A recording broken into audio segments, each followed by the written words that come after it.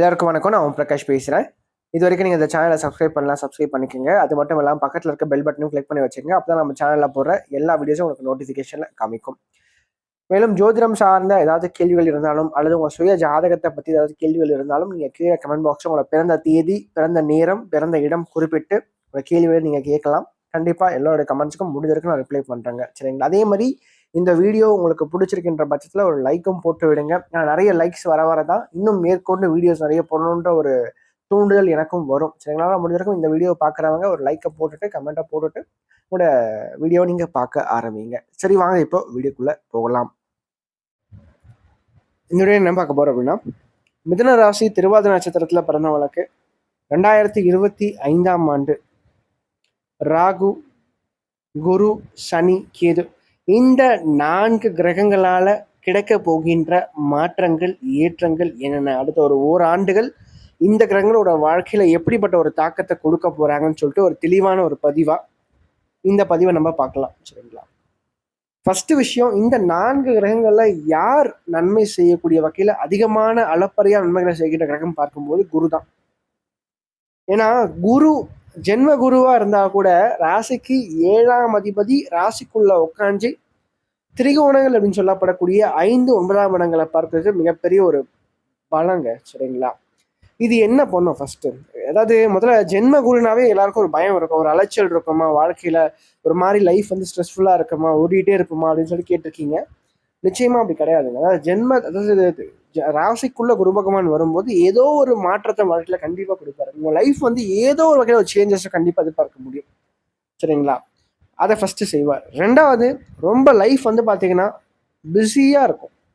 அதாவது உட்காரத்துக்கு கூட நேரம் இல்லாமல், சாப்பிட்றதுக்கு நேரம் இல்லாமல் அந்தளவுக்கு லைஃப்பை பிஸியாக கொண்டு போவீங்க அப்படின்னு சொல்லலாம்.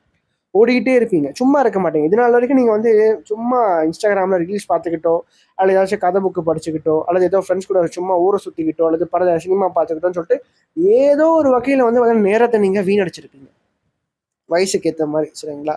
ஆனால் இப்போ நீங்கள் வந்து பார்த்தீங்கன்னா ஒரு புரிதல் தற்போது ஏற்பட்டுரும். சரிங்களா? அதாவது நம்ம ஏதாச்சும் ஒன்று பண்ணணும், நம்ம ஏன் டைமை வந்து வேஸ்ட் பண்ணுறோம், நேரத்தையும் நம்ம வீணடிக்கிறோம், ஏதாச்சும் ஒன்று உருப்படியாக பண்ணி வாழ்க்கை நம்ம முன்னேறணுன்ற ஒரு எண்ணத்தை இந்த குரு கொடுப்பார். அப்போ இந்த இடத்துல சும்மா இருக்கிறதுக்கான நேரம் அங்கே கிடையாது. அப்போ லைஃப்பை வந்து நீங்கள் ஏதாச்சும் ஒன்று பண்ணிக்கிட்டே இருக்கணும், நேரத்தை வீணடிக்கக்கூடாதுன்ற ஒரு எண்ணம் இயல்பாகவே உங்களுக்கு வந்து வந்துடுங்க. ஃபர்ஸ்ட் விஷயம். 2வது, குருவினுடைய பார்வைகள் ராசிக்கு 5, 7, 9ஆம் இடங்கள்ல விழுது. சரிங்களா? அதாவது திரிகோணங்கள்ல முக்கியமான இடங்கள் 5ஆம் இடம், 9ஆம் இடம். ஸோ அந்த 2 இடமும் பார்த்தீங்கன்னா குரு பார்வையில் வர்றதுனால கண்டிப்பாக உங்களுக்கு சமுதாயத்துல ஒரு மதிப்பு, ஒரு மரியாதை, ஒரு அங்கீகாரம் சார்ந்த விஷயங்களை இது பெற்றுக் கொடுக்கும். அட்லீஸ்ட் குடும்பத்திலேயாச்சும் பார்த்தீங்கன்னா இதனால் வரைக்கும் உங்களுக்கு கிடைக்காத ஒரு மரியாதை கண்டிப்பாக கிடைக்குங்க. 4 பேர் மத்தியில கௌரவமா நடத்தப்படுவீங்க, முன்னாடி நல்லா நின்று காமிப்பீங்க. சரிங்களா?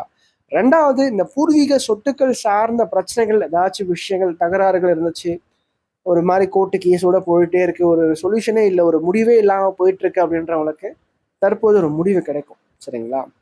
அது மட்டும் இல்லாம பாக்கியத்துல ராகு பகவான் அமர்ந்து அந்த ராகு குருவினுடைய பார்வையில இருக்காருங்க. பாக்கியத்துல ராகு இருந்து குரு பார்வையில இருக்கும்போது தந்தையால் ஆதாயங்களை கொடுப்பார், தந்தையின் மூலமாக ஏற்றத்தை கொடுப்பார். அது மட்டும் இல்லாம ராசிக்கு 7ஆம் இடம் குருவினுடைய பார்வை, திருமணமான பெண்களுக்கு அந்த குழந்தை பாக்கியம் சார்ந்த விஷயங்களை பெற்றுக் கொடுப்பார். 2வது, திருமண வயதில் இருக்கக்கூடிய மிதுன ராசி திருவாதிரையில பிறந்தவர்களுக்கு இந்த காலகட்டங்கள் கண்டிப்பாக நல்லதொரு திருமண வாழ்க்கை, நல்லதொரு குடும்ப வாழ்க்கை அமையுங்க. இதனால் வரைக்கும், அதாவது ஒரு 30 வயசு கடந்தா எனக்கு திருமணமே ஆகலை சார், நான் ரொம்ப நாளா வந்து பொண்ணு பார்த்துட்டு இருக்கேன், மாப்பிள்ளை தேடிட்டு இருக்கேன் அப்படின்னு, ஆனால் எதுவுமே செட் ஆகல, எல்லாம் வருது செட் ஆகுற மாதிரி இருக்கு, ஆனால் பார்த்தீங்கன்னா கரெக்டாக வந்து கை நழுவி போயிடுது கிட்டக்க வந்து. ஸோ அப்படின்றவங்களுக்கு கூட இந்த நேரம் வந்து திருமணம் சார்ந்த விஷயங்களை அமைச்சு கொடுக்கும். அதோட மட்டும் இல்லாம பிள்ளைகளால் ஒரு சில பெருமைப்படத்தக்க வகையில சில எதிர்பார்த்த விஷயங்கள் நடக்கும். அதுக்கடுத்து பூர்வீக சொத்துக்கள் கைக்கு வரும். அதே போல இந்த காலகட்டம் உத்தியோகம் சார்ந்த வழியில கொஞ்சம் அலசல்களை கொடுக்குங்க. ஏன்னா 10ல் சனி பகவான் இருக்கும்போது கொஞ்சம் கஷ்டப்பட்டு உழைக்கின்ற தன்மையை கொடுக்கும். மற்றவங்களோட நீங்கள் அதிகமாக உடல் உழைப்பை போடுவீங்க, அதிகமாக ஓடுவீங்க. சரிங்களா? ஒரு 8 மணி நேரம் வேலை செய்ய வேண்டியதுல 10 மணி நேரம், 12 மணி நேரம் உழைக்கின்ற தன்மையை கொடுக்கும். அட்லீஸ்ட் வீட்லையா வச்சு பார்த்தீங்கன்னா வேலை சுமைகள் சார்ந்த விஷயங்கள் வீட்டில் சற்று அதிகமாக இருக்கும். சரிங்களா?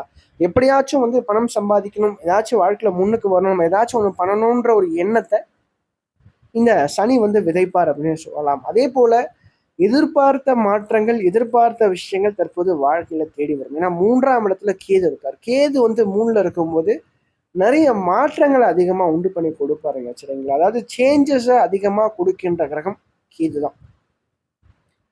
மேலும் முயற்சிக்கு தகுந்த வெற்றியை கொடுக்கின்ற கிரகம் சனி. நீங்க எந்த அளவுக்கு ஓடுறீங்களோ, எந்த அளவுக்கு உடல் உழைப்பை போடுறீங்களோ, ஒரு விஷயத்துக்காக நீங்க எந்த அளவுக்கு உங்களை நீங்க வருத்தி முன்னுக்கு வர முயற்சி பண்றீங்களோ, அதாவது ஒரு எக்ஸாம்பிளுக்கு சொல்றேன். ஏதாச்சும் நீங்க ஒரு கவர்மெண்ட் எக்ஸாம்க்காக ப்ரிப்பேர் பண்ணிட்டு இருக்கீங்கன்னா, நீங்க எந்த அளவுக்கு அந்த எக்ஸாம்ஸ்க்காக நீங்க ப்ரிப்பேர் பண்றீங்க, எந்த அளவுக்கு ஓடுறீங்களோ, அதை வச்சுதான் உங்களோட மதிப்பு கிடைக்கும். வேலை கிடைக்கிறதும் கிடைக்காது, அதனுடைய அடிப்படையில் தான் இருக்கும். சரிங்களா? நீங்க அதிகமா உடல் உழைப்பு போட கண்டிப்பாக அந்த வேலை கிடைக்கும். ஏன்னா சனி அதுதான் பண்ணும். 10ல சனி இருக்கும்போது சும்மா நம்ம வந்து தனாவட்டா இருந்துடக்கூடாது. சரிங்களா? நானும் படிக்கிறேன், நானும் எக்ஸாம் எழுதுறேன், அது நானும் வந்து பார்த்தீங்கன்னா ட்ரை பண்றேன்னு சொல்லி நீங்க ட்ரை பண்ணா கண்டிப்பா கிடைக்காதுங்க. முழுமையா நீங்க அர்ப்பணிச்சு அந்த விஷயத்துல நீங்க வந்து இறங்கும் போது தான் கண்டிப்பா உங்களால ஜெயிக்க முடியும் அப்படின்னு சொல்லலாம். சரிங்களா? 2வது இந்த காலகட்டத்துல வந்து பார்த்தீங்கன்னா குறிப்பா 3ஆம் இடத்துல கேது இருக்கும்போது ரத்த பந்தம் சார்ந்த ஒருவர்கிட்ட கொஞ்சம் கவனம் தேவை. விட்டு கொடுத்து போகணும். கொஞ்சம் கருத்து வேறுபாடுகளை இது வந்து ஏற்படுத்தி கொடுக்கும். அதே போல வருமானத்தை பொறுத்த வரைக்கும் நல்லா இருக்குங்க. சரிங்களா? உடல் உழைப்புகள் சற்று அதிகமா போடுற மாதிரி இருக்கும். இது ஓடிட்டே இருக்கிற மாதிரி இருக்கும் லைஃப். ஆனாலும் பார்த்தீங்கன்னா எதிர்பார்த்த விஷயங்கள் கண்டிப்பாக வாழ்க்கையில் நடக்கும். முக்கியமான சில நிகழ்வுகள் வாழ்க்கையில் நடக்கும். சந்தோஷம் அதிகரிக்கும், மன மகிழ்ச்சி அதிகரிக்கும், சுப காரியங்கள் வாழ்க்கையில கண்டிப்பாக நடக்கும் அப்படின்னு சொல்லலாம் உங்களை பொறுத்த வரைக்கும். ஸோ இந்த 4 கிரகங்களுமே உங்களுக்கு நல்ல ஒரு வலுவான தன்மையில தான் இருக்கு. கண்டிப்பாக அடுத்த ஒரு ஓராண்டுகள் நிறைய மாற்றங்களை நீங்க எதிர்பார்க்க முடியும் அப்படின்னு சொல்லலாம். மேலும் இந்த வீடியோ உங்களுக்கு பிடிச்சிருந்தா லைக் பண்ணுங்க. பிடிக்கலன்னா நீங்க தாராளமா நீங்க டிஸ்லைக்கும் பண்ணலாம். சரிங்களா? அதே மாதிரி இந்த வீடியோ பத்தின ஏதாவது கேள்விகள் எதுவா இருந்தாலும் நீங்க கமெண்ட் பாக்ஸ்ல கமெண்ட் பண்ணலாம். அது நல்ல விஷயமா இருந்தாலும் சரி, கெட்ட விஷயமா இருந்தாலும் சரி, உங்களோட தோன்ற விஷயங்கள் நீங்க கமெண்ட் பாக்ஸ்ல கமெண்ட் பண்ணுங்க. அது சரியா இருந்தா இன்னும் எனக்கு பூஸ்டப்பா இருக்கும். அது தவறான ஒரு இதுவா இருந்தா நான் அதை திருத்திக்கிறேன். சரிங்களா? நன்றி, வணக்கம்.